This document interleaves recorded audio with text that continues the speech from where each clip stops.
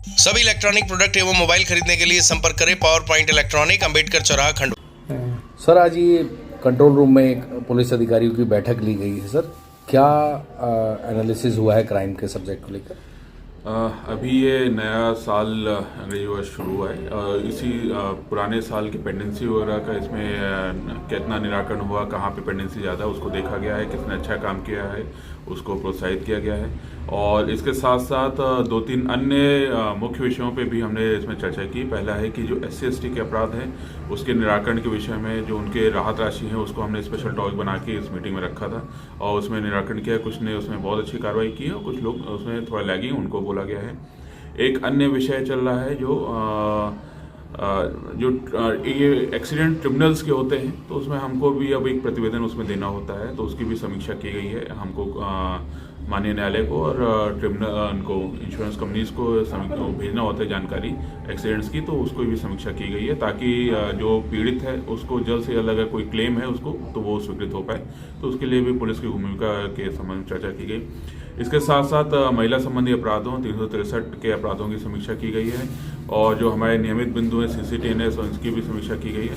और साथ ही साथ कुछ संपत्ति संबंधी घटनाएं जो हुई थी, अपराध हुए थे, उसमें कई जगह पे कुछ कार्रवाई हुई है। कुछ जो लैगिंग थाने हैं उनको भी इसमें वो किया गया है कि अगर कार्रवाई नहीं होगी तो उनके खिलाफ कार्रवाई उसमें की जाएगी। मेहनत करना है, इस प्रकार संपत्ति संबंधी अपराध जो होते हैं उनको प्रिवेंट करना है और जो हो गए हैं उसको हमको पता रसी करनी है। तो इन सब चीज़ों की समीक्षा सर, अवैध शराब, जुआ, सट्टा, इनके विरुद्ध कार्रवाई की मुहिम तेज होगी? इनके विरुद्ध भी जो हमारे जो रेगुलर कार्रवाइयाँ हैं, अवैध शराब को लेके लगातार हमको निर्देश भी ऊपर से मिले हैं और अच्छी कार्रवाई इसमें हमको करनी है, तो उसके लिए भी बताया गया है।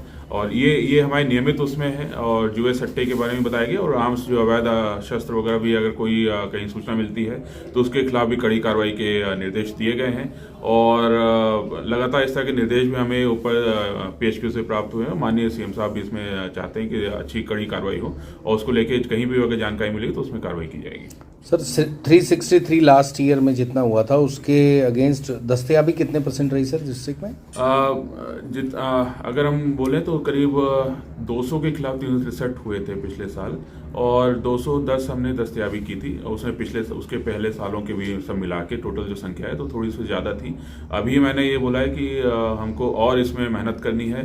पुराने पेंडिंग अब हमारे पास अभी करीब 60 से 65 प्रकरण हैं, तो उसमें भी हम कोशिश करें कि और इसमें निराकरण कर लें ताकि जो हमारे पास पेंडिंग है उसको हम और कम कर पाएँ और जो बच्चियाँ गई हुई हैं, बालक गए हुए हैं, तो उनको हम ढूंढ के लाएँ।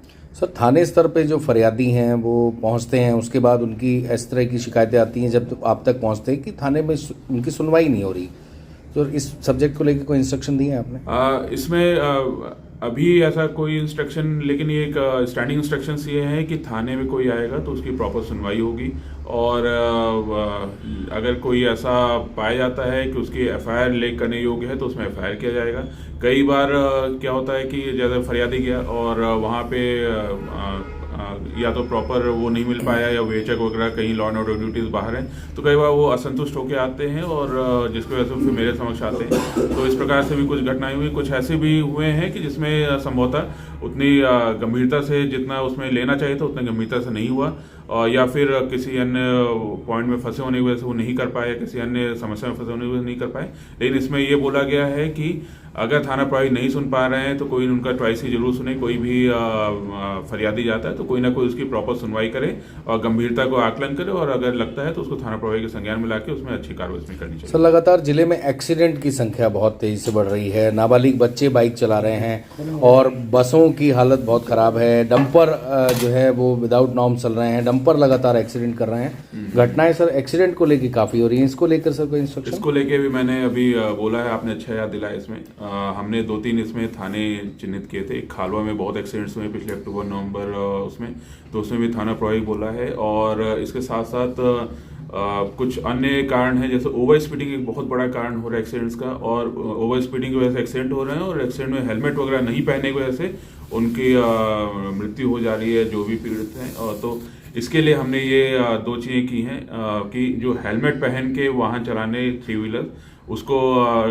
2 व्हीलर्स को चलाने के लिए बोला है कि उसमें अच्छी कार्रवाई अभी और करेंगे। पिछले महीने स्टार्ट किया था, लेकिन फिर पेंडेंसी निकल हो पाया था। अभी फिर से हेलमेट पहन के वाहन चलाने जो नहीं पहन रहे हैं उनके खिलाफ कार्रवाई, शराब पी के जो वाहन चला रहे हैं उनके खिलाफ कार्रवाई, और जो ओवरलोडिंग कर रहे हैं उनके खिलाफ कार्रवाई इसमें की जाएगी। इसमें जैसा आपने बताया डंपर्स वगैरह, तो उसमें निर्देश ऐसे हैं कि उसमें ज्वाइंट टीम ही कार्रवाई कर सकती है, तो इसमें कलेक्टर साहब से बात करके ज्वाइंट टीम बना के कार्रवाई की जाएगी।